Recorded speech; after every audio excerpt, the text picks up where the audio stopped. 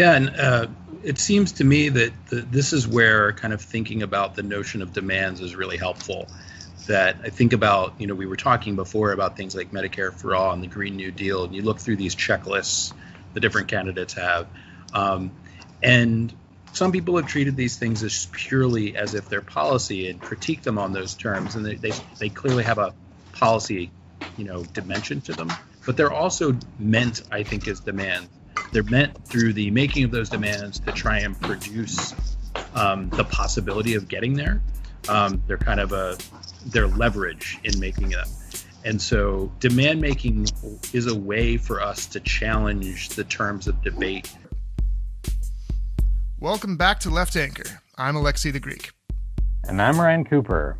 And today we've got a very special guest, Dave Kaib, a organizer with DC Jacobin, the OG DC Jacobin reading group guy, and the organizer of the Metro DC DSA Night School. Co-organizer. I don't want to. Yeah. Do you not want to start off on an exclusionary note? You want to be. Absolutely not. Yeah. Yeah.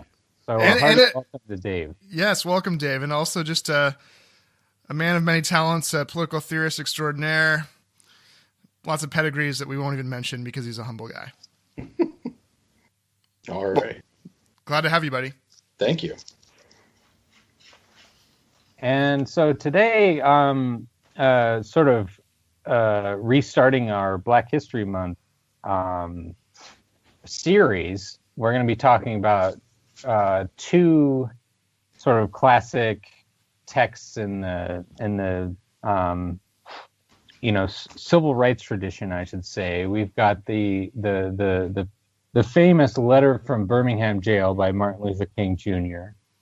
And then we have maybe somewhat lesser known, but still an important essay by Iris Marion Young called Activist Challenges to Deliberative Democracy, which is a more of a theoretical rather than kind of rhetorical work. But I think they complement them each other in a good way. And so, yeah, we're gonna talk about those things and see where we get. Right. Yeah. Now, Dave, I theorist that you are, I knew you would appreciate the Iris Marion Young. Did you appreciate how these two readings went together? Did you enjoy reading them together? What did you see in that pairing? I did, and for me, the thing that jumps out the most, at least initially, in terms of the connection, is kind of rejecting of a politics that ignores power, if we can say it that way. In both cases, you have authors that are responding to people who are trying to talk about politics as if there's no power involved, which means talking about politics in a way that is very status quo reinforcing. And so each has some really tremendous insights about that, but that's a important point of contact between the two that really speaks to my thinking as well. Right. Yeah, so I think that's a great point you're making about the way that both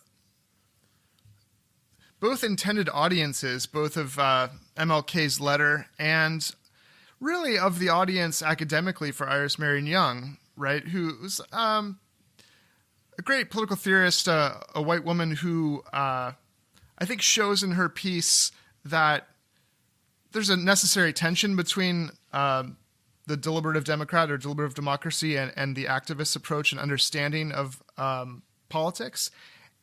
And what strikes me in what you said, not just the ignorance of power in politics, but the way that in ignoring power, both, I think, the reverends that Martin Luther King is writing to, and also the academics and deliberative Democrats to whom Iris Marion Young is writing, they have a kind of moral superiority that goes along with ignoring power in politics.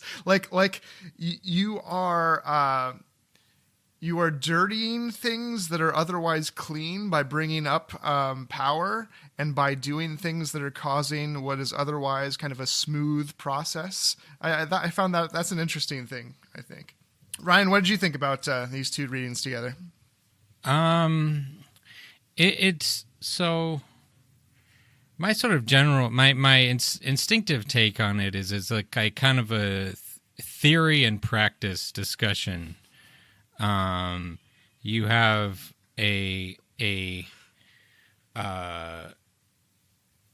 someone who is like maybe a little background here, so this is in 1963, right? During the Birmingham campaign when they're like Martin Luther King and the rest of the civil rights movement are protesting Jim Crow and as a result of like marches and direct actions, sit-ins against segregation, they kind of got themselves deliberately arrested and thrown in jail, and with the point of sort of pointing out the unfairness and the the injustice of Jim Crow racism in the South. And so, as such, being in the middle of that campaign, King's letter is like pitched at a kind of broad, like political objective to say that, our tactics are well considered, and here are our justifications for what we're doing, and here's what we're trying to achieve, and here's why you people should be joining in. And so, the even though I think it works very well as a kind of quasi-theoretical text in itself, the point of it pretty clearly is polemical. On the other hand, the Young article, which I had never read before, by the way, is much more theoretical, and it's much more about trying to sort of draw out the contradictions between, on the one hand, the discursive kind of liberal democratic idealist approach about achieving sort of common ground between people and finding through debate and discussion like what is the sort of ideal solution for things, and on the other hand, the activist approach where you sort of like try to force your way onto the political stage by protests, by demonstrations, by disrupting the daily business of the political assemblies, or just like daily life, blocking cars on bridges or things like that. Or even just the NFL protests, even just the kneeling at the NFL games, right? It could be that simple. Yeah. Trying to draw attention to things through direct action, political tactics which are not discussion based, I should say, and sort of coming in an activist tradition which is critical of the deliberative, the kind of like we could reach agreement through a rational discussion lens, and so in that sense, it's like it's pretty intellectual, but I like the way that it interacts with the letter from Birmingham Jail, because on the one hand, you have a man who has just been arrested for doing direct democracy, like protests and violating the law on purpose and being thrown in jail. But on the other hand, he's writing this thing to justify himself through rational discussion, and And Young says that's okay, right? She says that's normal, that these things do go together, right? That there are some things that are in tension, right? But they also, and of course, we brought on Dave, who runs, right, reading groups, and you discuss and debate, and of course you have argument involved in political change. But the question is that sufficient? And I think that's the problem, is thinking that that's sufficient. Yeah. And the flip side is and I think you hit on that nail on the head, that it's mistaking that sort of activity, which is essential for kind of politics, or for the all of politics. And you can make the flip mistake, which is where you then say, well, none of those things matter, right? Like intellectual activity doesn't matter, discussion and debate don't matter. And, we don't want to make that same kind of opposite mistake, where, let's just act and we won't, we don't have to think about anything. But it's really about kind of having everything in its place. And so, for my motto, that the always notion is the ways that intellectual activity can be used to serve our larger political purposes. Like if we want to see change in the world, this is valuable. But if it becomes unmoored from political activity, if it becomes an end in itself, it's a very different sort of thing.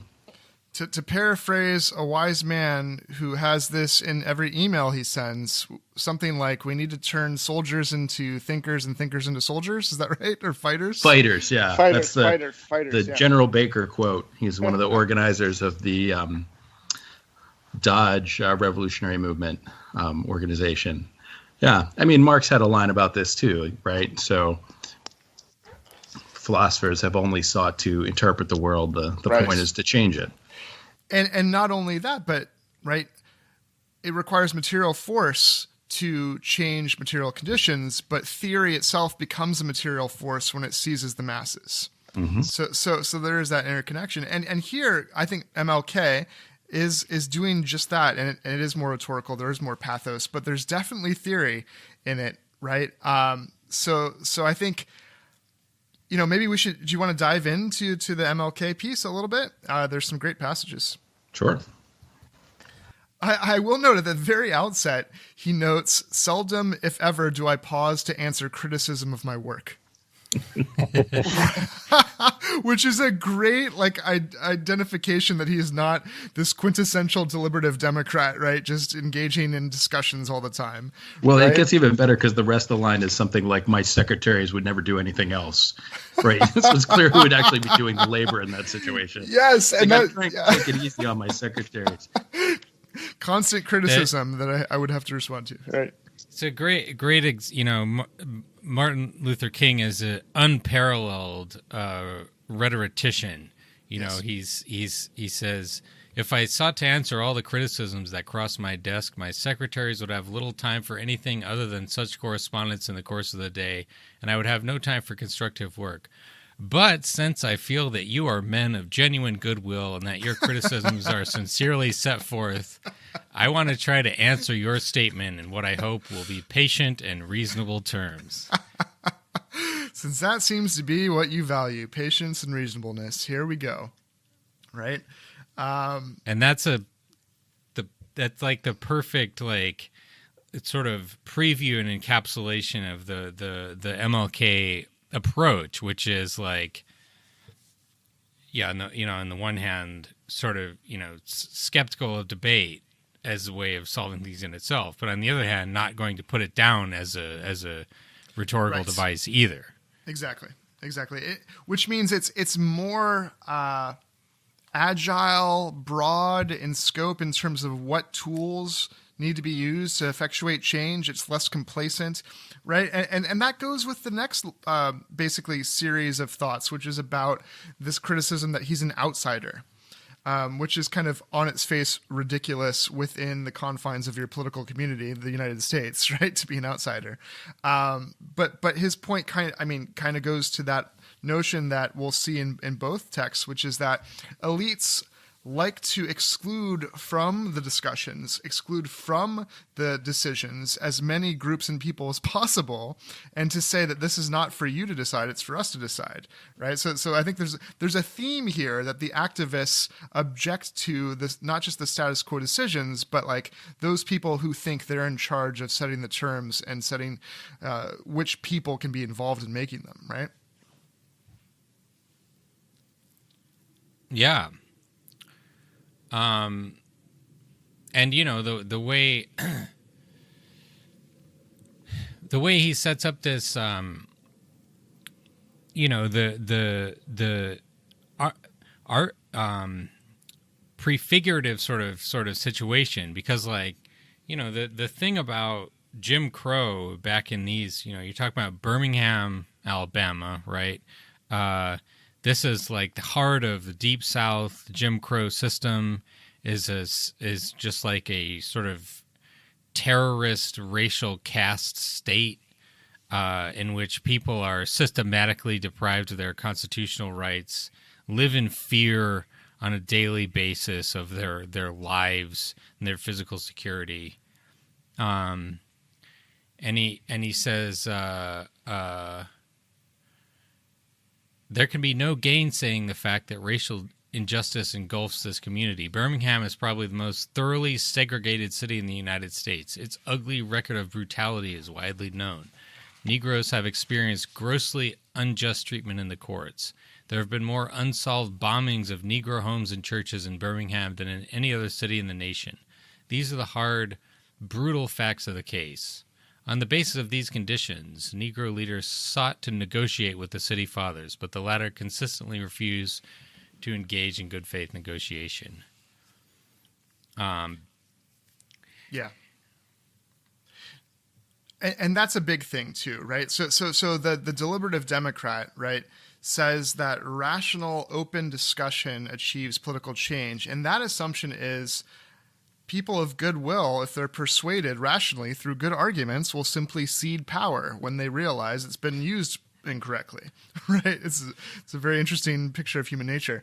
And immediately the term used is negotiation, which from our Carl Schmitt episode is not what actual deliberative Democrats think is going on, because negotiation implies power. And so negotiation already is different from deliberation. Negotiation is assuming there's power involved. And what MLK is saying is we've not been allowed to the table to negotiate from our position. And of course, that makes sense. So we need to force that negotiation, right? And I love he brings in this Socrates example. Socrates, of course, the gadfly who's annoying everyone. They ultimately killed him because he was so annoying with his damn questions, right? And so basically, we need to be the nonviolent gadflies, right? He says, just as Socrates felt it was necessary to create a tension in the mind so that individuals can rise from the bondage of myths and half-truths to the unfettered realm of creative analysis and objective appraisal, we must see the need for nonviolent gadflies to present or to create the kind of tension in society that will help men rise from the dark depths of prejudice and racism to the majestic heights of understanding and brotherhood. So activism is actually a kind of creative tension that forces people to understand what needs to be done. Yeah, and I think this gets to the larger point of a lot of the ways that people think about politics, like orthodox kind of understandings, standard understandings, act as though there are some mechanisms whereby change that is needed happens automatically. So when people have a need, when people have a problem, that there are mechanisms that will automatically translate that into change.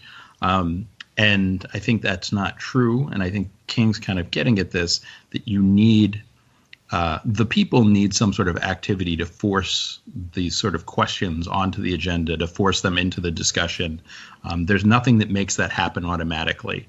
And certainly, I mean, I think that's always true. But one of the nice things about reading kind of something that's an original document from the civil rights movement is it's much harder for us today to look back then and say, well, of course, the political process would have worked that out, right? You've got a one-party state. It's a white supremacist state. Black people are completely excluded from the political process. economically subjugated, and I could go on. We looking back in that moment, in that place, and it's real easy to say, well, of course, the normal political channels wouldn't work, even though that's what was being said to King and others at the time. But to me, as much as things are today very different than, nationwide, than in that place in that moment, it is still true that there's nothing automatic that makes that happen. And so I think it's actually really helpful for us to look at this, stark example, because its lessons apply much more directly than we might think. Yeah, absolutely. It's certainly not the case that today, there are like whole categories of people who are just like denied the right to vote in certain states. But it is the case that we have this just immensely hypertrophied, however you pronounce that. Got to butcher one word an episode. Just this bloated police power that far outstrips the like. It's funny. I was watching some videos of police protests in France, and like the officers there attempting to sort of like beat down some of these the yellow vest protesters, and setting aside any of the substantive content of that. One thing I noticed is that there's no armored cars, there's no assault weapons, there's no like air support or any of the other kind of militarized police. They had riot shields, but it's not the same kind of like full body armor as if you are like invading, Fallujah in 2004. And I mean, to an extent which I think considerably outstrips the violent capacity and the armaments of the police in the Jim Crow South. That's right. Did you see in the yellow vest protest the video of like the superhuman protester who was like beating back like a dozen cops just with his fists? Like in the States, that guy would have been like, they would have dropped a bomb from a helicopter on top of him or something. Yeah. I mean, that's happened as a historical matter in Philly, right? I know. That was my reference. Yeah. Yeah. The move firebombing. Yeah. And so when you have the kind of like political justification for it, where the society feels like the power structure feels like completely off the chain, and you're like unauthorized immigrants or something, the amount of just, police pressure brought to bear on people is really, really quite considerable. And maybe I think in certain limited circumstances comparable to Jim Crow. If you are looking at,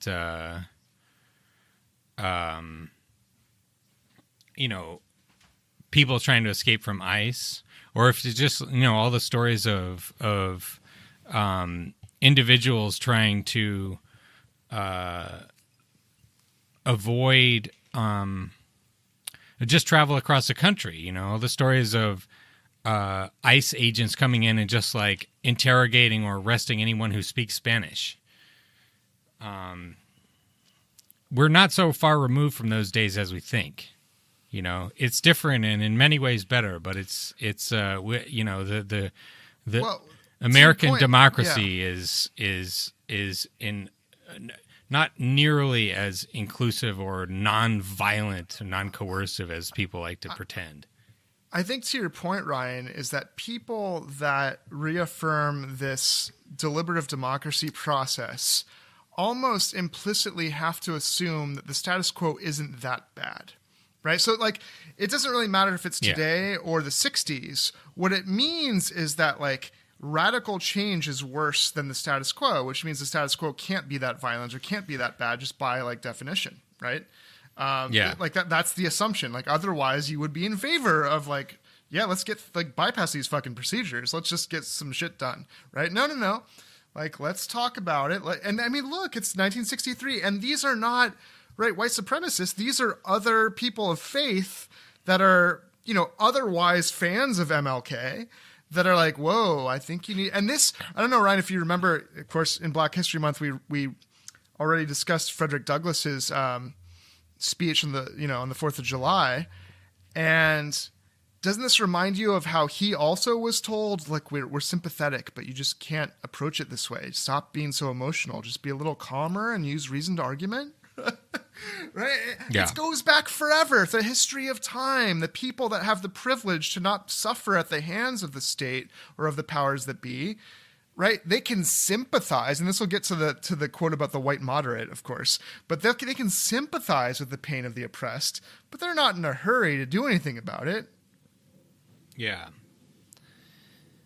Yeah, they're as I believe you said before, Dave, they're people can be, as you might say, like of Hillary Clinton's campaign, enthusiastically in support of social justice, so long as like the possibility of actually achieving it is in the far distant future. It's not actually on the agenda. Remember that the primaries with, of course, we've repressed the primaries with Bernie and Hillary, but like if you bring back those repressed memories, and you remember one of the debates about like the $15 minimum wage, and she said something, Hillary did, to the effect of, well, yeah, if it's already like done and accomplished, that would be fine, but like actually pushing for it would be a problem. You know what I mean? Like, I'm not going to suggest that, but if it happened to occur on its own, well, then that would be great. You know what I mean? I think that what you're hitting on is key to kind of understanding certainly American politics, but I think much more broadly, I think it applies to, say, European social democracy over the last few decades, which is, as well as the United States, this sense of if people were truly mobilized on behalf of things, and if people were truly willing to kind of ask what they needed and what they deserved, as opposed to letting the terms of the debate be imposed on them and to just kind of choose among the choices you're given, there's no telling what might happen. And so what the Democratic Party in the United States does is it tries to mobilize people in these very discrete moments, in these very discrete ways. So come and vote for the Democratic candidate who's been chosen, maybe write some checks to the people we, have officially approved, and post on behalf of whatever, the party is kind of pushing for at that particular moment. But there's no sense that people on their own have any sort of initiative to push anything. And I think the recognition is if they do, it opens up a whole host of possibilities. One of the challenges for, party leadership is that it potentially puts them at odds between, their popular supporters and their donor class. That's right. It could just make them larger targets. And I think that has been the case for, social democratic parties. It's been the case for the Democratic Party in the United States. And so it helps make sense of a lot of things. The sort of like, well, why don't they just do X sort of thing? The Republican Party keeps its side mobilized constantly. And, they have suffered to some extent for it, but, it's kept them in the game despite the fact that for the most part, their agenda is deeply unpopular. Whereas the Democrats, whose agenda is, less deeply unpopular and relatively popular, depending on what we mean by their agenda, aren't willing to do that. And I think it's because of that, because they're worried about managing people more than just winning out. They have a strong incentive in making sure that the Republican Party stays in the game in a way that the Republican Party does not. Well, and here's the difference, right, of course, which is that the donor class on the right has to like swallow being attacked with populist language by, say, Trump and that faux populism of the right, but they get their tax cut. They're going to get the actual money they want, right? And the way that happens is that the base gets pacified by, othering Mexicans and Muslims and simply like cruelly imprisoning migrant children and denying asylum. Those things don't harm capital. They don't give a shit about that, right? So the red meat for the base on the right, that doesn't actually either address the needs of the base, actually, but neither does it harm capital. Whereas the left, if they really are getting what they want, that does harm the donor class. Yeah, I think a little bit, it can on the edges. So, for example, the anti-immigrant stuff has the potential, given like there are industries that rely very heavily on, say, undocumented labor. And so, sometimes those people are going to feel the effects of that sort of thing. And sometimes, there are things that they've been able to stave off. But for the most part, I think you're absolutely right. And so what you'll see it on the edges, but not as a fundamental challenge. And I think also there's a recognition that if it really came push to shove, like we'll make those sort of changes, for example, there are people in the anti-immigrant movement who would be very upset by, say, the creation of some sort of guest worker program. But enough people would get behind that if, say the hotel industry or the agriculture industry needed that, right? So there will be people that'll peel off. So, there's limits to how much this stuff is going to blow back on them. But the key, I think, is procedural. Like you said, the power brokers have to be in the room and they have to decide what's okay and what's permissible, right? And that's why the Amy Klobuchars of the world are like, well, maybe Medicare for all one day, but at least for now I can say there'll be something better, and let's not go crazy. I need to check with everyone in our boardroom meeting to see what the power brokers and their interests will agree to in that non-democratic negotiation of elites, right? I think it was that whole interview when she was saying no, no, no, no to Medicare for all, no to Green New Deal. We gotta play that clip though. We have to play that. Sure, we'll stick that in. But do you support free college for all? I am not for free 4-year college for all. No. Shout out to Twitter guy Rob Rousseau, I believe, who said that he was ready to be concussed by the flying coffee cup of pragmatism. Well, and that's what MLK is talking about. So when MLK writes in his letter where he says, "We know through painful experience that freedom is never voluntarily given by the oppressor. It must be demanded by the oppressed. Frankly, I've never yet engaged in a direct action movement that was, quote, well-timed, according to the timetable of those who have not suffered unduly from the disease, in this case of segregation. For years now, I have heard the word wait. It rings in the ear of every Negro with a piercing familiarity. This wait has almost always meant never." Yeah. Well, and while we're, not that I love kind of hammering too hard on presidential politics examples, because there's a whole world of politics beyond that. But, there's another line in here from King where he says, lukewarm acceptance is much more bewildering than outright rejection. Yep. And I'm just thinking about, Klobuchar is a kind of interesting case because she's positioning herself as this no candidate, which is very inspiring. But there's a whole bunch of other folks who are, getting behind these things. It's like checking a box. And it just reminds me a bit of in 2008 with, for example, the Employee Free Choice Act, where the entirety of the Democratic Senate caucus and the vast majority of Democratic candidates all got behind this. And as soon as they took office, people started saying, well, I don't actually support this thing that they had, run on. Some of them had co-sponsored. I'm thinking of recently that Mitch McConnell announced that he was going to force the Senate Democrats to vote on the Green New Deal. And multiple people in Democratic circles were treating this as like some sort of dirty pool. And it's not the first time they did this. They did this on Abolish ICE too. And it's a real good example of where, people are taking these positions because they feel that they're it's costless. And I think they know that for their elite supporters, they understand that those people understand that they're just saying a thing. And so Republicans actually can use this against them because then suddenly they're gonna run away from it. And yet that's where we are. Well, it's no wonder that the centrist milquetoast, what do you call them, Coops? Limp dish rag liberals or something? Limp dish rag centrists. Centrist is a beautiful, beautiful image.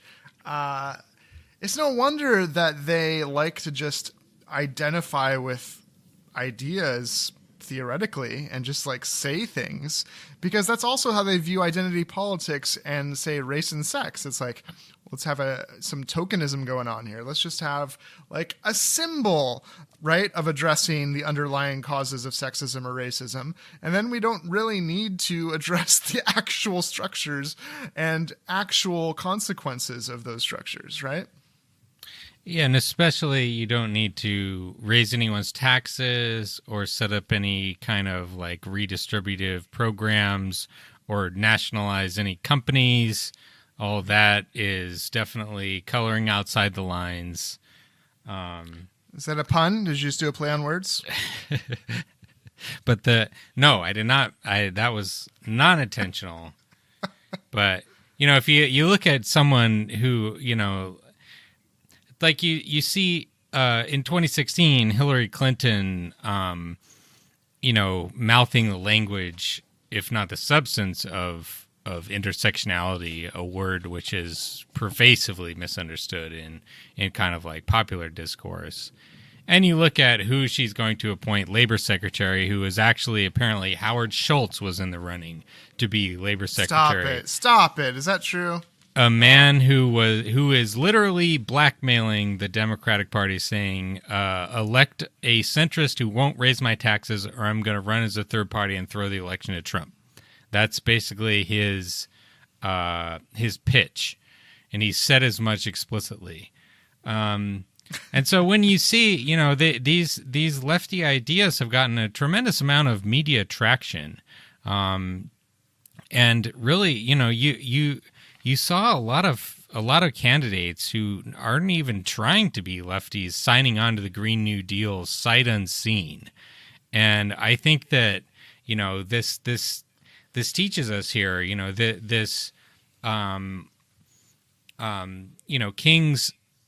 King's observations about the white moderate and people who are just like, whenever anything is sort of uncomfortable or changing too quickly, kind of instinctively pull back. We ought to be pretty suspicious of, you ought to require a high credibility bar.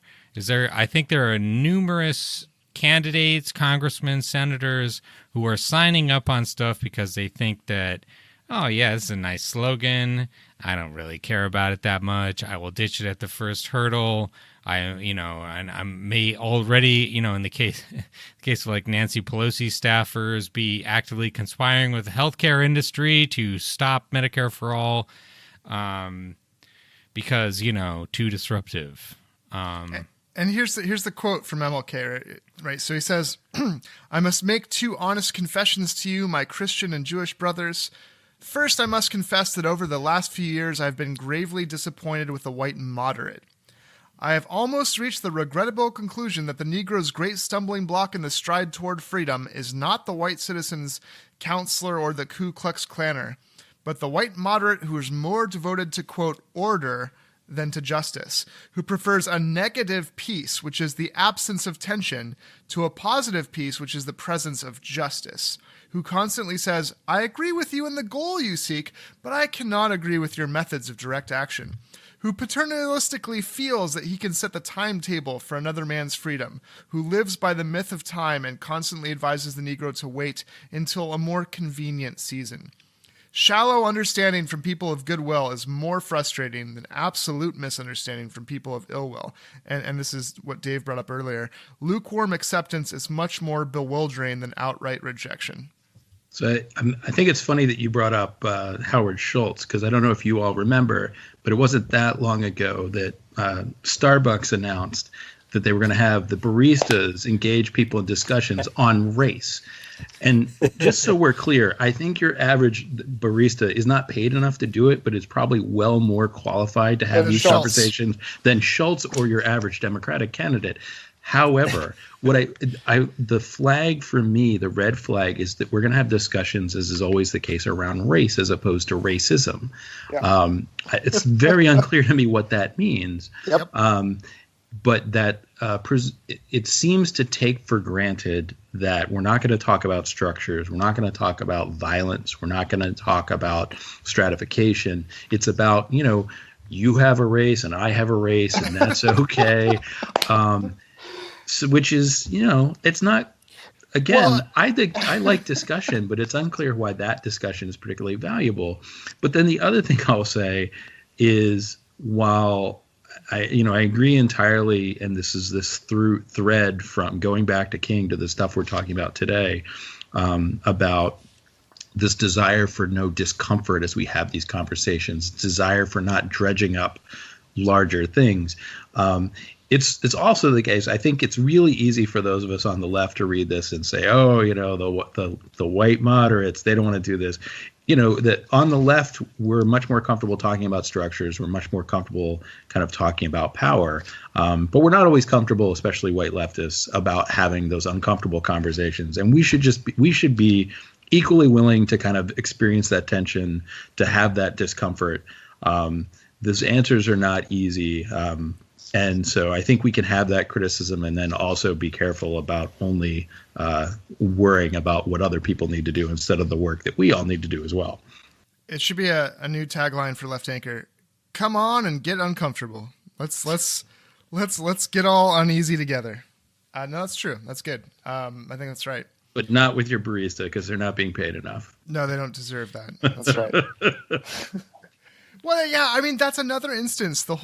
Right. In Philly, the idea was, well, if we just have some, again, deliberations, some just discussions, then that'll satisfy it. It's a process that people engage in, and that'll be that.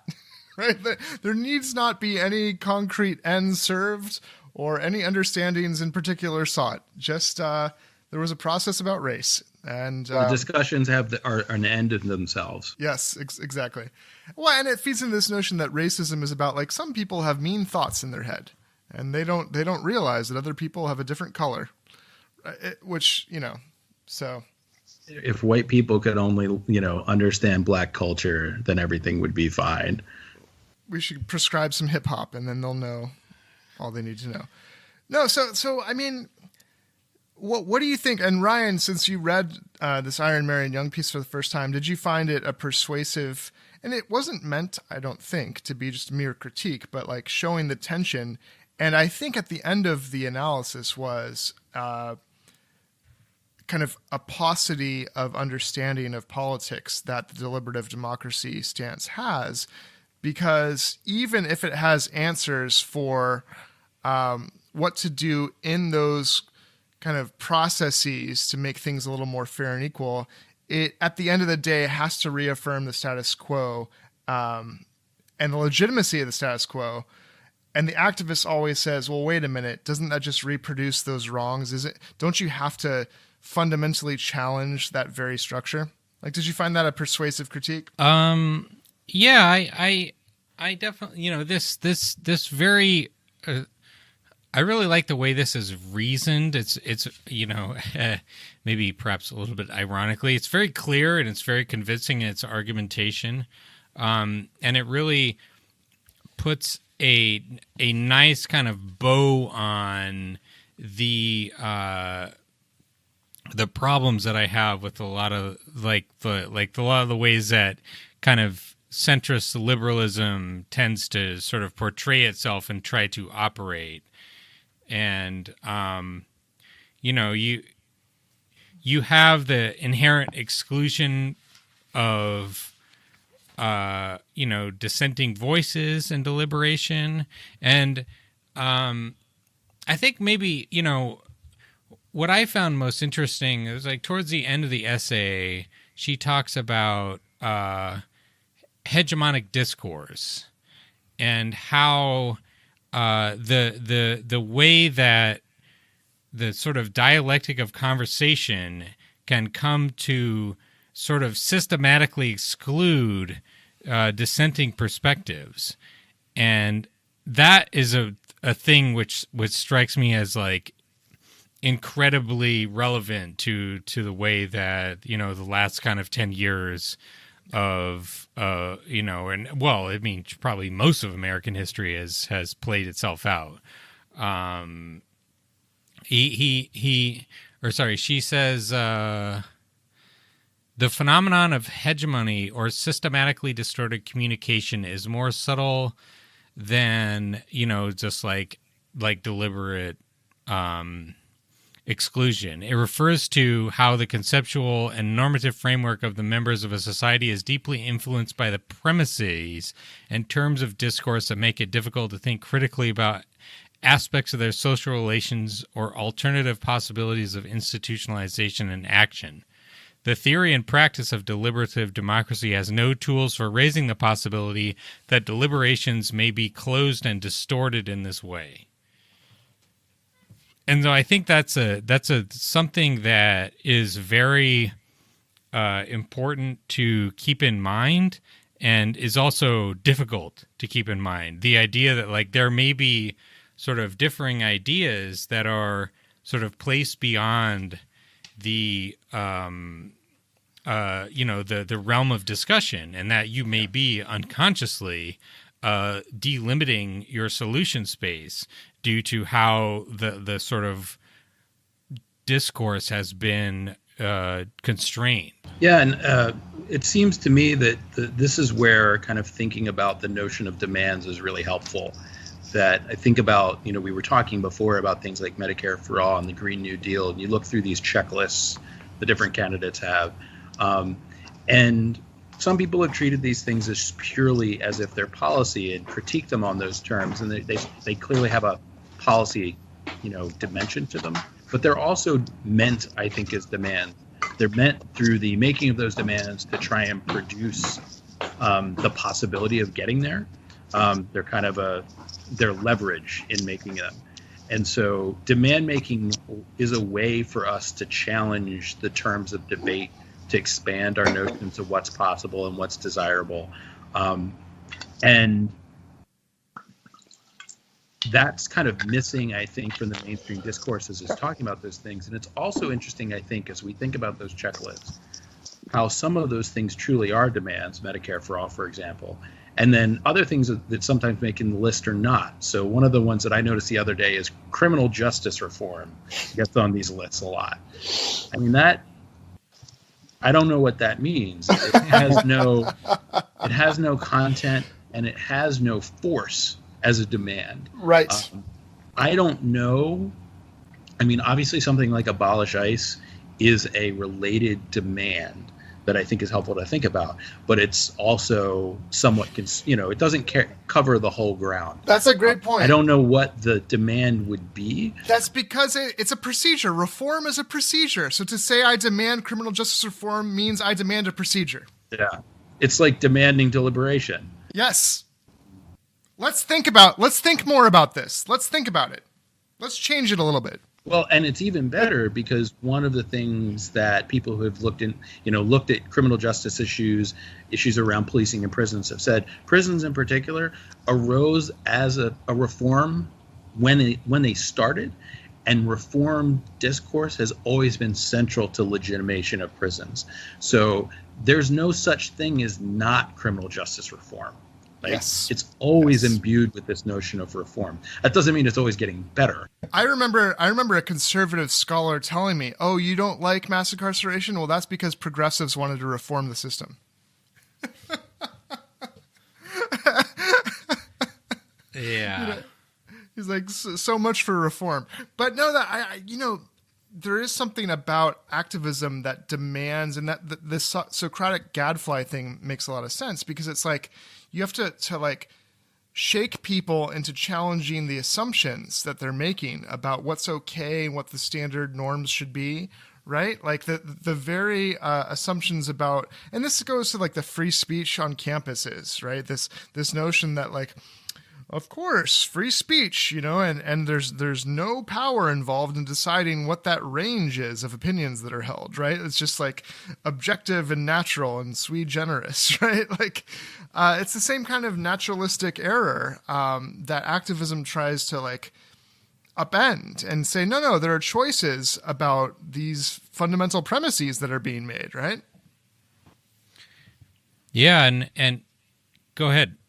Well, I was saying that in the free speech debate, which I think we see parallels in a number of other things we've talked about, the assumption is always that we need to bring a reasonable conservative and a reasonable liberal, or on college campuses, because they're irreducibly liberal, of course, or left, which is even more hilarious. That it's really important to bring on conservative speakers so you can hear the other side, because there's one other side. There's two sides. Yeah, that's right. To me, like, aside from the fact that I, of my own political commitments, I think that bringing in Angela Davis on your college campus to talk about, abolishing prisons is going to do way more to challenge your preconceived notions than hearing someone talk about how maybe black people are inferior, as if any of us have lived our lives in the United States not hearing that black people are inferior, or that women, can't do certain things, or that poverty is deserved. We soak that discourse in all the time in this society, but there are left ideas that could really raise people's hairs, unthinkable, and just as shown in conservatives and liberals. But that's not actually on the table, because it has nothing to do with actually challenging people's minds. It's about maintaining this notion that the way that you do politics is have the reasonable conservative and reasonable liberal sit down. This is the West Wing theory of politics. Right. We'll have a conservative who knows the lyrics to the Pirates and Penzance, and is quick-witted. And yes, they want to cut Social Security, but maybe we'll just cut it a little with them. So Wittgenstein has this fascinating separation of what he calls certainty from knowledge. And he says certainty are things that you never question, that you just assume. You don't need like anything that you need to have reasons for, you can have doubt and have reasons against. And that's the realm of knowledge. And there are things you just assume, right? And so for example, if someone said to you, I know that I have a hand, you wouldn't look at them like they were incorrect. You look at them like they're crazy. They're like, uh-oh, this guy's on drugs or something. Like, what's the problem? And so similarly, if somebody says, I think black people are inferior, you'd be like, no, let me tell you why that's not true, because that's within the realm of debate. That's like in the realm of knowledge. We don't assume that that's incorrect as like a certainty. That's just, we got to debate that. But if somebody says, oh, did you know that you don't need to be a wage slave, and actually like your food and shelter and all these things, like there's no reason you have to pay for any of that or work, like those can just be provided for you. My students will literally look at me like I'm crazy, like a crazy person.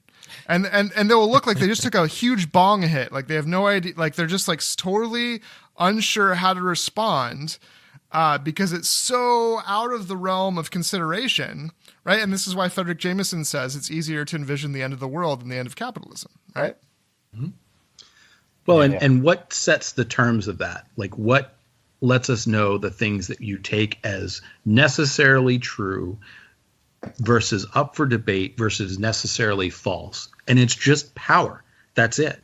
And so it's really interesting to think about the way that power very clearly determines these questions of like what we're supposed to debate versus what we're not, when that whole debating perspective tells us we shouldn't be asking or thinking about power in the first place. Yeah.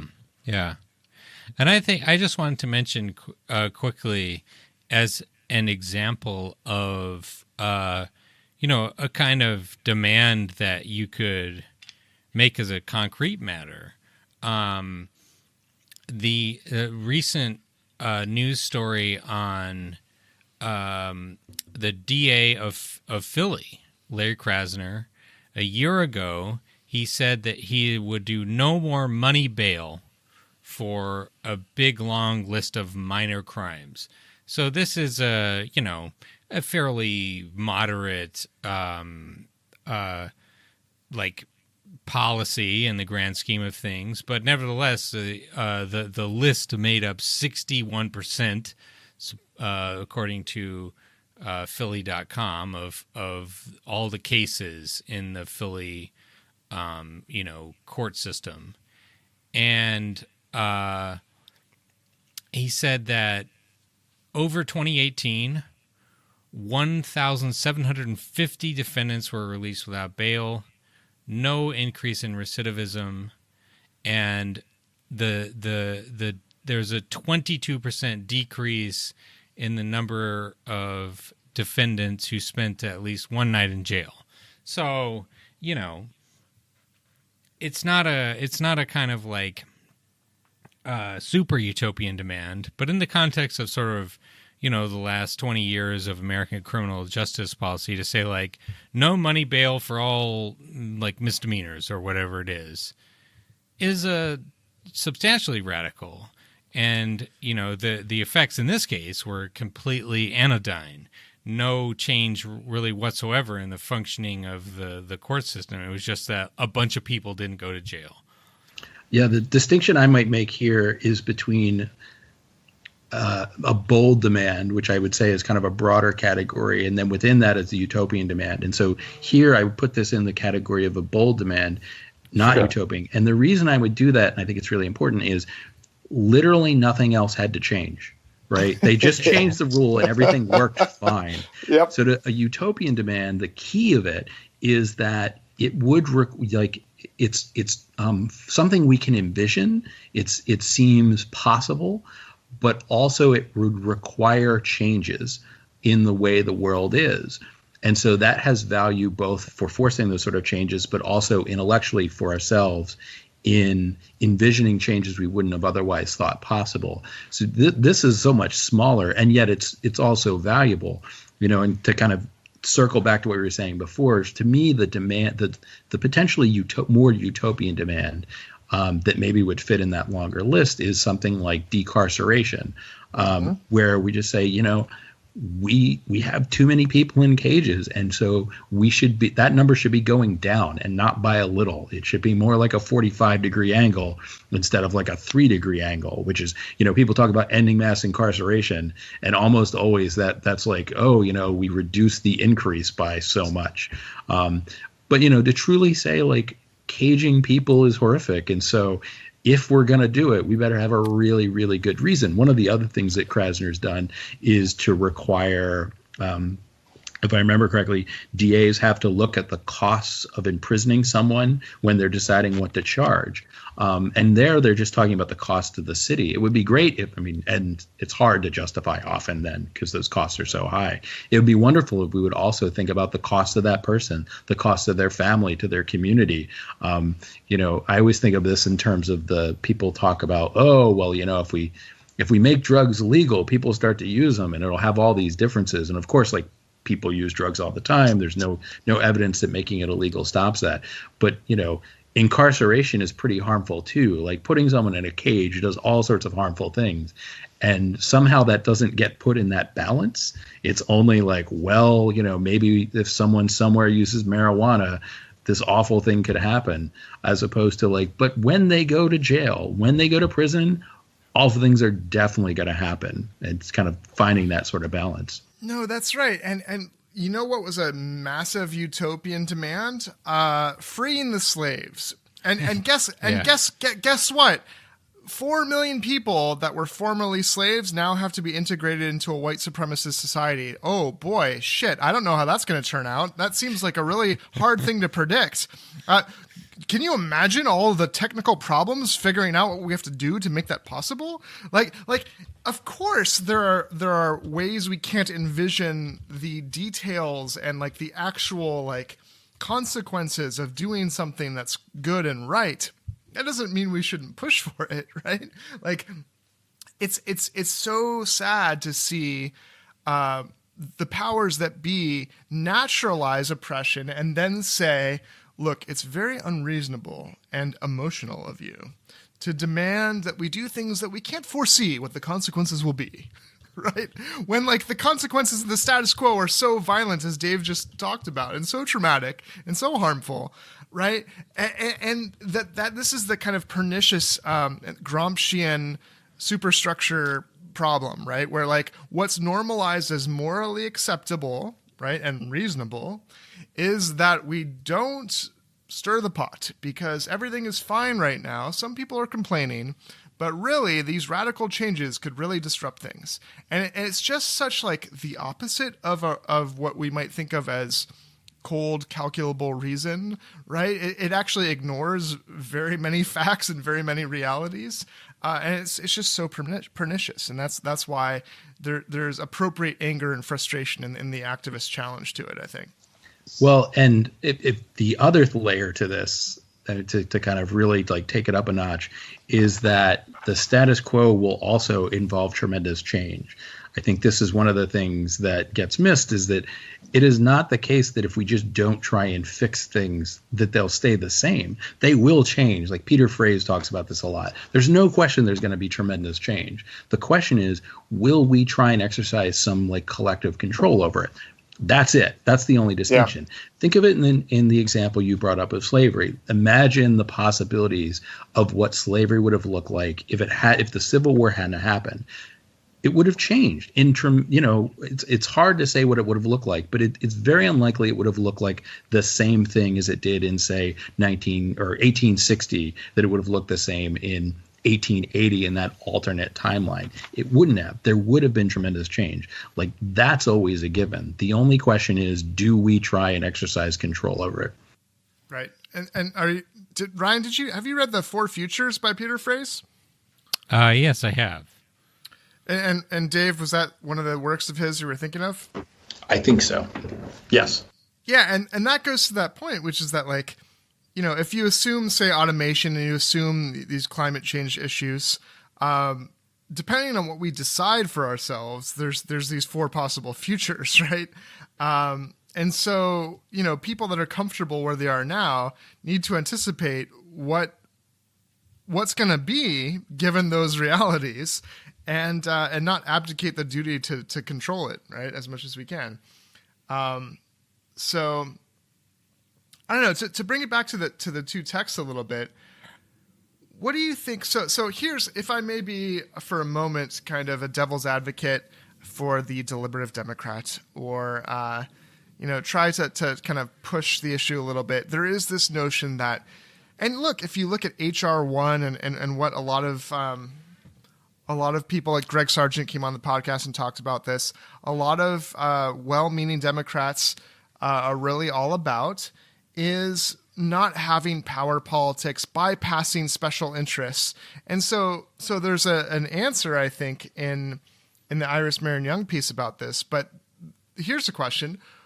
Why do activists on the left, for example, differ from activists on the right, if you will? And why are activists on the left not just the special interests that deliberative Democrats are seeking to kind of transcend and avoid power politics in some enlightened sense of truth and justice? Like, isn't there a sense in which, activists are simply the very factions and special interests and lobbyists against which deliberative Democrats are seeking to find a better way?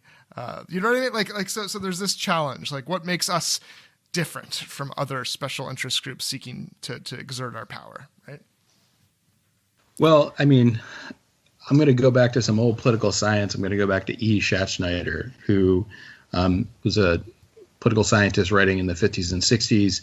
And he talked about this issue in the terms of interest groups, where at the time and since then, political scientists wanted to put kind of everything into an interest group. So, if you wanted to end the death penalty, interest group. If you wanted to kind of have subsidies to oil companies, in an interest group.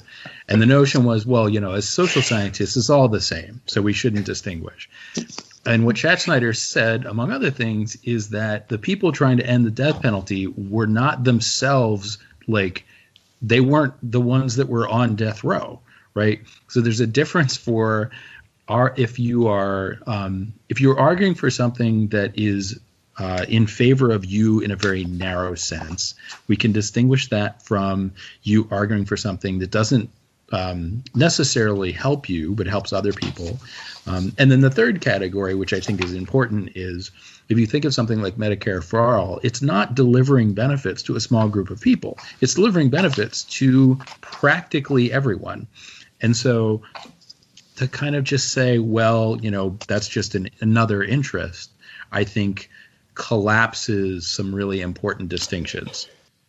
Yeah. So if you go back to James Madison in Federalist 10, his definition of a faction, right? And he said, of course, like one of the primary goals of a well-constructed union is to break and control the violence of faction. A faction is a group who has a shared interest or passion that is either adverse, right, to the rights of other groups or adverse to the common good. And insofar as like leftists are factions, the group they're adverse to is capital and the very elite and very powerful, but definitely not adverse to the common good, right? And I think that's a major distinction you can make. Yeah, no question. Well, I just wanted to kind of go back to the text for a second, and I'm kind of touching on something that people had said before, which is Young talks about kind of this notion of people that kind of accept things the way they are and kind of will do this deliberative thing without trying to bang on the doors or anything like that, as kind of presenting themselves as reasonable, and that those who would challenge that are understood as unreasonable or even extreme. And again, where the only thing that's determining kind of what puts you in these boxes is the existence of power. And so, my takeaway is that it's, on the one hand, you have this notion that we're not allowed to talk about power, and yet power is everywhere in this. It's not that these people don't understand power; they surely do. And sometimes it is, sometimes it's disingenuous, sometimes it's not.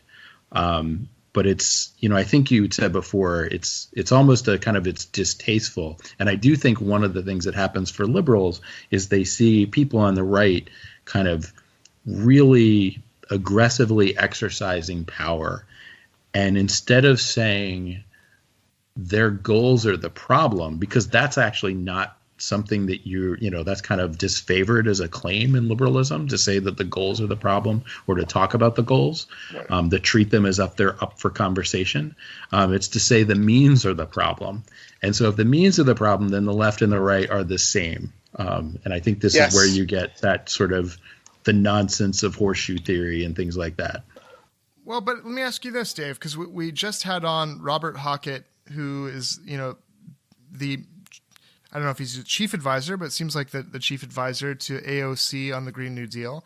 And he was talking about how, he thinks that in terms of the left, there are liberal politicians who maybe they're really Republicans in Democrats' clothing. They actually don't have the same ends as the left has. But that mostly the problem is centrist Democrats who don't believe that it's possible to achieve things the way that the further leftists believe. And so, I don't know if it's Joe Biden or whoever you might think about, if they thought it was possible, they might be for Medicare for all or whatever, right? I think it's both is the answer. And it's very hard to tell. I mean, the one thing I would say is when I see Democratic politicians going out of their way to announce that they are capitalist. Right. I think that is, they don't have to do that. Elizabeth Warren doesn't have to do that. That's a choice, right? Right. Yeah. And it's interesting in her case because the people who might be assuaged by that coming out of Pelosi's mouth are not, they hate Elizabeth Warren. It's not going to make a damn bit of difference to those people. Yeah. But I think it's genuine. So the way that I tend to think about this is that there are people who, so I put myself in the bucket where I would say there is no way to solve our problems to kind of build the sort of just society that I want, and I think a lot of other people want, unless we dismantle capitalism. There are people who take the opposite side, that is like, that is not possible. They are, or not desirable, that they see as defending capitalism as important. And there's a whole lot of people in the middle who probably just aren't thinking about capitalism. Right. And it can be very difficult to tell the difference between those sort of things. And fundamentally what I would say is I'm a big believer that all these things are need to be hashed out politically. That if you look at, to me, I was saying this the other day, the toxicity you see a lot happening kind of in left liberal debates and sometimes within left debates, I think is because instead of treating differences as political, we're treating them as a question of legitimation, like who is legitimate to speak and who is not. We all make that distinction, but I think a lot of people are doing it much too early. So my point, I think, is that we need political conversations where we're worried a little less about kind of dunking on people or deciding who's in or who's out, worrying about like the content of people's brains and kind of what they believe. But like their claims are what matter. And to me, when someone makes that sort of claim of like, I'm a capitalist, right, regardless of what's in their brain, like that itself is a problem. And it is actually really valuable, I think, when you have the same sort of person who just refuses to say that. That's a step in the right direction. Which scares me because literally Elizabeth Warren is the only person other than Bernie Sanders that I feel like has any integrity or principle on the left, like that's running for. But like, isn't Obama the deliberative Democrat par excellence? Like, isn't he the example and how he addressed healthcare? Which, like, I mean, he definitely, and this is where Robert Hockett's analysis is correct. I think he definitely wants as much success in extending healthcare for everyone. But I think he definitely thought, look, the only way this is possible in capitalism, because he even said, if I was doing it from scratch, single payer, but I'm not, so I need to bring big pharma to the table. I need to bring the insurance companies to the table because I recognize their power and I recognize that they're going to exert their power. And so I need to get them in a room and negotiate with them. Right. And I just think his understanding of what was politically possible and his understanding of political change was the driving thing, not that he was a secret Republican and didn't want Medicare for all. Right. And that is a scary thing when we have so many people that are yet to be radicalized and that want to be political who are inhibiting that push, right, for what we deserve and are actually helping the Republicans because of their limited imagination and limits on what they think is politically possible. Well, it is scary, but it also, the nice thing about that particular situation is it's changeable, right? If someone is just hostile to our goals, it's very hard to move them. But if someone thinks like, sure, and I don't think this is just an elite thing. You see this all the time with, regular people, sort of like, that would be great, but, it's never going to happen. The nice thing about that is that that's changeable. When candidates run on things and win that, like, people thought, oh, you can't do that. Well, when they do, it shows that you're wrong. When when you can move a policy forward, when you can do it, at a local level, at a state level, there are ways in which political action can address that problem in a way that you can't address it when the problem is the person having their hostile goals. So it's scary and it's a challenge, but it also gives us leverage. But the leverage is not, and I think this is the mistake people make a lot of the time, this sort of like, I'm going to yell at you and explain to you that this is possible, or I'm going to show you the polling, or I'm going to tell you about what's happening in all these other countries. Those things can be valuable, not the yelling, but like those sources of evidence can be valuable. But I think at a certain point, if someone is hopeless, the way we give them hope is not going to be through charts and graphs. It's going to be through political action, but that's possible. That's right. And that's why Iris Marion Young, she writes that one of the activists' goal is to make us wonder about what we are doing to rupture a stream of thought rather than to weave an argument. Mm-hmm. Yeah. I think that's a good note to end on. Dave Kaib, thanks for coming on the show. Thanks for having me. And we'll hope to have you back sometime. Yeah, come back soon, my friend.